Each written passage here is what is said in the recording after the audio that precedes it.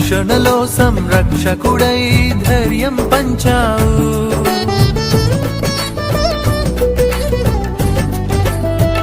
ఆ వ్యాధులలో బాధలలో ఊరటనిచ్చావు.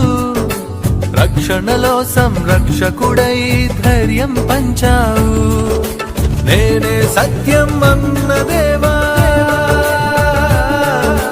నేనే మార్గం అన్న దేవా,